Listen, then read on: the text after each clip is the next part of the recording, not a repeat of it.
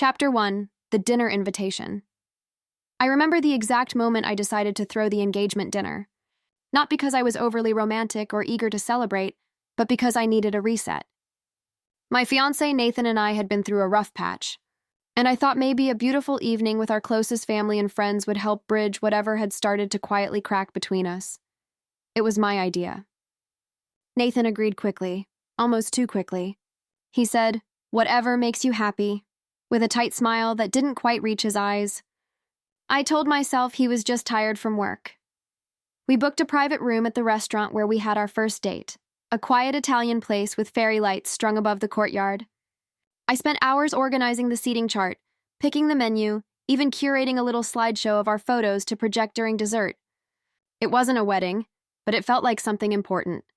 A preview of what was to come. A test of our foundation. And then there was my sister, Rachel. Rachel had always been complicated. The kind of sister who smiled through her teeth. Beautiful, magnetic, and constantly walking the tightrope between being my best friend and my worst enemy. Growing up, she had a way of making everything about her. But somehow people loved her for it. When I called to invite her, she sounded almost surprised. Engagement dinner? Wow, you're really going through with this, huh? I laughed it off. Yes, Rachel, I am. There was a long pause on the other end before she said, "Of course, I'll be there." I should have known from that moment something was off, but I was so determined to make the night perfect, I ignored the uneasy feeling her tone gave me. In the weeks leading up to the dinner, Nathan got quieter. He was always on his phone, but when I'd ask who he was texting, he'd just say, "Work stuff." I didn't want to be that fiancé, so I let it go. I chalked it up to pre-wedding stress. Everyone gets cold feet, right? Still, something didn't sit right. There was a shift in the air, like the kind of tension you don't notice until it's already thick enough to cut. My best friend Lila even mentioned it casually one afternoon while we were picking out table linens. "Is everything okay with you two?" she asked. I smiled too quickly. Of course. Why wouldn't it be? She didn't push, but I could tell she didn't believe me. The day of the dinner arrived faster than I expected. I woke up early, butterflies churning in my stomach, a mix of excitement and nausea. I got my hair done, slipped into a champagne-colored dress, and triple-checked the slideshow on my laptop. The restaurant looked magical. Candles flickered on every table, the smell of rosemary and baked garlic hung in the air, and soft jazz played from a corner speaker. People started arriving. My parents, Nathan's colleagues, Lila, a few friends from college, but Rachel was late. I should have known she'd make an entrance. 37 minutes past the start time. The doors swung open and there she was, wearing white, not ivory. Not cream, white floor length, silk, backless, with a slit up to her thigh and her hair pinned in loose curls like she had just stepped off a bridal runway. The room went quiet, not immediately, but gradually like a wave rolling through a stunned beach. Heads turned. Eyes widened. Forks hovered in the air, and Rachel? She smiled. "Sorry I'm late," she said, as if she were walking into a casual brunch and not my engagement dinner. Nathan stood up to greet her, too fast. He smiled, too, and for a fraction of a second, just a blink, I saw something pass between them. Something that didn't belong at my dinner, but then it was gone. They sat. Conversations resumed. Champagne flowed. The music picked back up, but I couldn't stop watching them. The way she leaned in, the way he laughed at her jokes more than anyone else's, the way their eyes kept finding each other across the table. I told myself I was being paranoid. I told myself I was imagining things. But deep down, I knew something was wrong, and I had no idea just how wrong things would get. Chapter 2: The Slideshow. Dinner was tense, not openly hostile, not dramatic, just tight. Like everyone was smiling a little too much, laughing a little too loud. The kind of evening where you feel like you're watching your life from the outside, and something's just a degree off-center. Rachel was seated directly across from me, of course. She'd rearranged the place cards when she arrived late, said something like, "Oh no, I can't sit there, that lighting is terrible," and plopped herself right across from Nathan. I should have pushed back. But I didn't want to start something in front of everyone, so I watched her. And I watched him. And somewhere between the second course and dessert, the doubt started to grow teeth. Nathan had always been affectionate in subtle ways. A hand on my lower back, a glance when I was talking, quiet, respectful love. But tonight, his attention was scattered. He barely touched me. He barely looked at me, and Rachel? She was glowing. Her laughter danced too long in the air. Her jokes were sharper than usual, her tones smug, like she was performing, but only for one person in the room. I remember Lila squeezing my hand under the table. She didn't say anything. She didn't have to. I finally stood and walked toward the projector station. The slideshow was supposed to be the emotional moment of the night. A montage of our years together. Our trip to Greece. Our beach photos, silly selfies, him holding my hand in hospital waiting rooms. Me asleep on his shoulder during a layover. It was my way of saying, we've made it this far. We're strong. I tapped the laptop and the screen lit up. I heard the first chords of the instrumental track I'd picked. And the slideshow began. Photos flickered one after another. At first there were polite smiles, a few awes here and there. But my eyes weren't on the screen. They were on Rachel.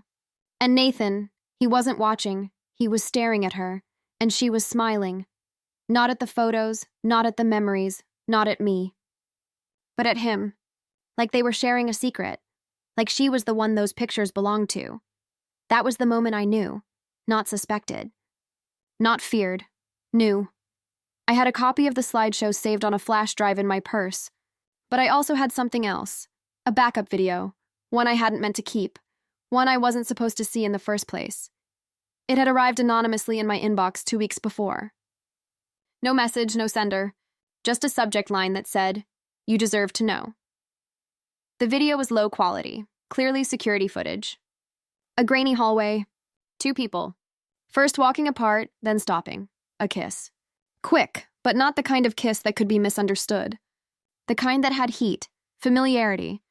When I first watched it, I couldn't believe it. I refused to believe it. But now, sitting there, watching my fiancé ignore the slideshow, of our life while making eye contact, with my sister, that kiss played over and over in my head like a warning bell. I had almost deleted the video but something had stopped me. So when the slideshow ended and polite applause rang out, I stayed standing.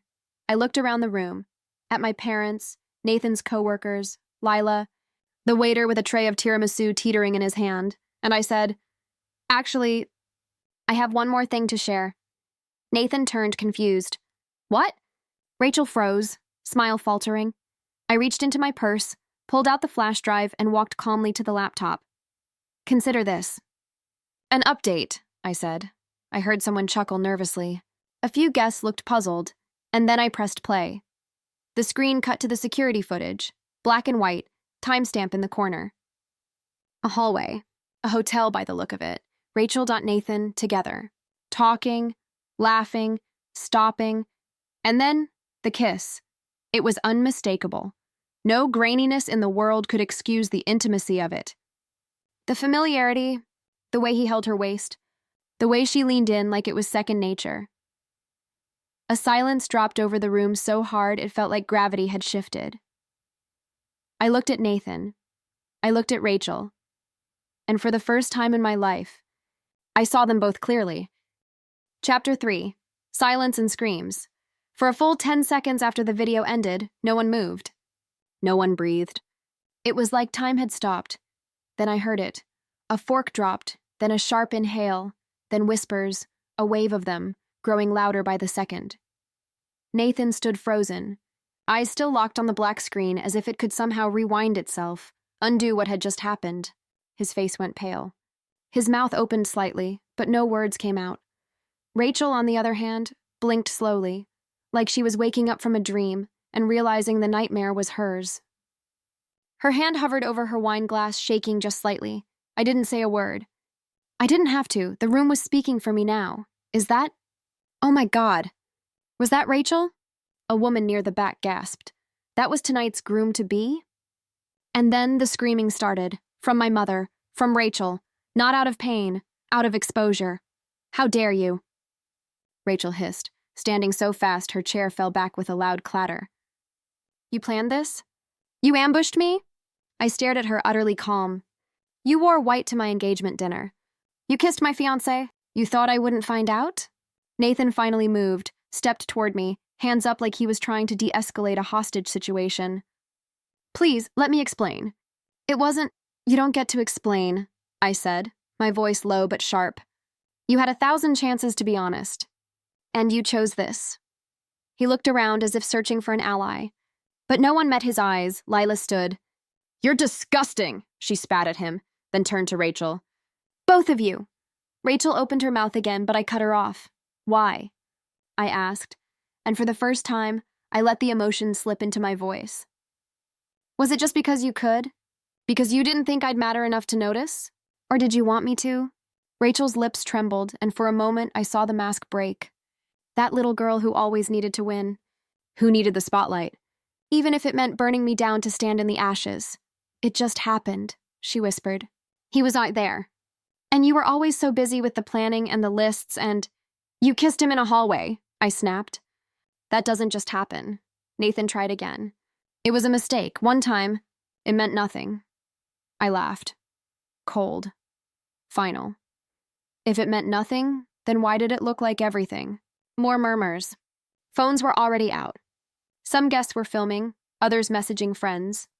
The story was spreading in real time. No taking it back, Rachel's face twisted. You're ruining your own engagement. I stared at her. No, I said, clear and steady. You ruined it. I'm just showing everyone what it really was. Then I turned to the waiter. Can you please clear their plates? There was a beat of stunned silence, and then applause. It started with one of Nathan's colleagues. A soft clap, almost hesitant. Then another. And then the room erupted. Not celebration, not joy, but support, defiance, vindication. Rachel ran, literally ran out of the restaurant, heels clacking against the marble floor. Nathan stayed frozen. I could see the calculation in his eyes. He didn't follow her, he didn't run after me either, because he knew there was nowhere left to run. I sat down slowly. Lila came to my side. My mother took my hand. The rest of the guests, unsure what to do, quietly returned to their seats or excused themselves. The night was over, but I wasn't broken, I wasn't even angry. Not anymore. I was free. Chapter 4. Aftermath and Answers. The next morning, I woke up to silence, not peace, not stillness. Silence. That heavy kind that settles in your bones after the noise dies down, when the guests have gone home. The wine glasses sit unwashed, and the world feels too big for the version of you that existed yesterday. I didn't check my phone right away. I couldn't. I just lay there, staring at the ceiling, listening to the soft hum of the refrigerator in the next room, trying to process the fact that I no longer had a fiancé. And maybe, no longer had a sister either. I finally sat up and opened my phone. 47 messages. Most of them from numbers I didn't even recognize. Some were supportive. You're a queen. The way you handled that? Iconic. Saw the video. She deserved it. Others less kind. Families shouldn't humiliate each other in public. This was so petty. What happened to private conversations? But the one that hit the hardest was from Rachel. Just 2 words. You win. I stared at that message for a long time. I thought about replying. I even typed out a dozen different things. Raw anger, cold sarcasm, heartbreaking questions. But in the end, I just deleted it. Let her sit in that silence for a change. Later that afternoon, Lila came over with 2 coffees and a bag of croissants from my favorite bakery. She didn't knock, just walked in like she always had since college. She didn't say I told you so. She didn't ask what I was going to do. She just sat beside me and handed me my drink. You okay? She finally asked. I shook my head, but I was grateful for the honesty of it. Not really. You want to talk about it? I paused. I don't even know where to start. Well, she said, maybe with what you already knew. That made me stop, because deep down, I'd known something was wrong for months. The late-night texts. The weird excuses. The way Rachel would ask about Nathan more than she asked about me. The way he laughed harder at her jokes than mine. The night I walked into the kitchen and they went quiet.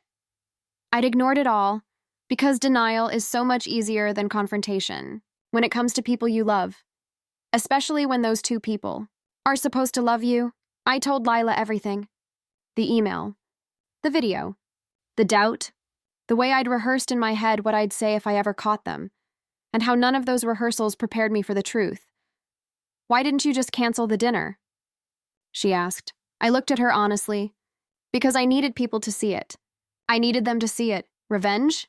No, closure. She nodded slowly. "You got it?" I thought about it. Then I said, "Almost." Because there was one thing I still didn't understand. Why Rachel? Why my sister? I hadn't spoken to my parents yet.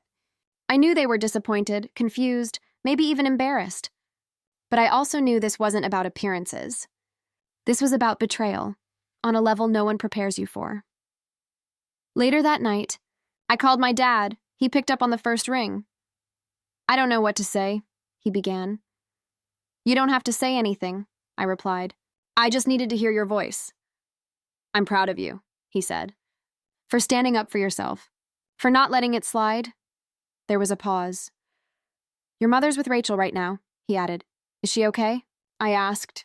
He hesitated.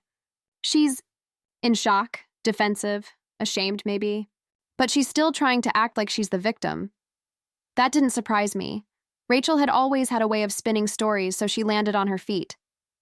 Always the misunderstood one, the fragile one, the one who didn't mean it.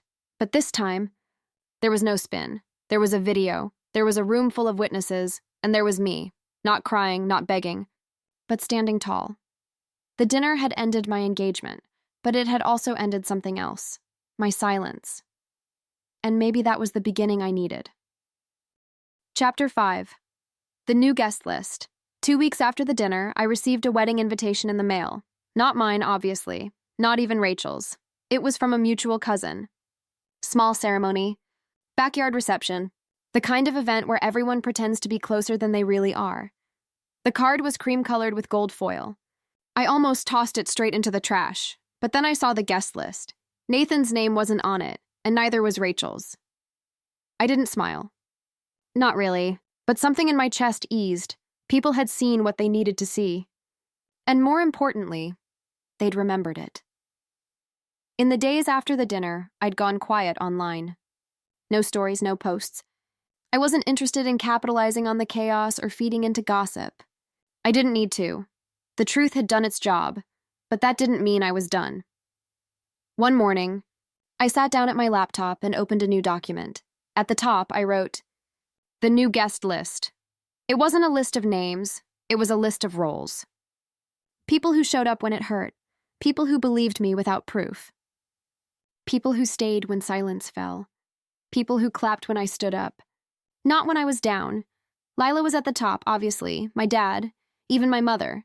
Eventually, when she called to apologize. For not seeing it sooner, for raising daughters who were now strangers. But Rachel wasn't on the list, and neither was Nathan. They'd written themselves out. One evening, Lila and I went to the same restaurant where the dinner happened. We sat at the exact same table. The waiter remembered us, awkwardly, gently. He asked how things were going. I just smiled and said, "Better now." We toasted with wine. We ordered tiramisu. We laughed, the kind of laughter that comes when you realize your worst day didn't destroy you. At one point, Lila leaned across the table and said, "So, what now?" It was a good question. The wedding was off. The ring was returned. The apartment lease had been changed. The Instagram photos were gone. What do you do after everything you were planning for disappears? You start something new. That night, I posted a single photo. Me, holding a slice of tiramisu with a candle on top. The caption read, "Turns out, rock bottom has a beautiful view. Cheers to the uninvited." The comments came flooding in. Support, encouragement, stories from women who had been through similar betrayals. Messages from strangers who felt seen, and then, one message that stopped me cold. It was from a name I didn't recognize. No profile picture. No mutuals, just one sentence, "I'm the hotel manager." I sent the footage. "You deserve to know." I stared at it for a long time, and finally I typed back, "Thank you. You gave me back my voice." Sometimes justice doesn't come with handcuffs or courtroom confessions. Sometimes it's a silent file in your inbox. A truth you weren't ready for, but one that sets you free. In the months that followed, I started writing more.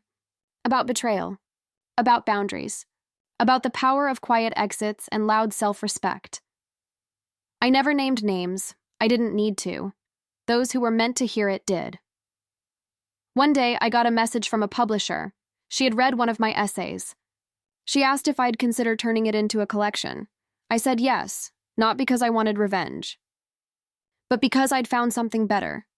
Purpose? I don't know if Rachel and Nathan are still in contact.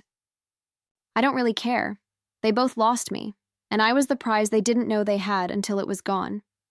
Now, when I walk into a room, I don't shrink. I don't doubt. I don't explain, because I know what I survived, because I know what I exposed, and because sometimes the most powerful thing you can do is play the video and walk away.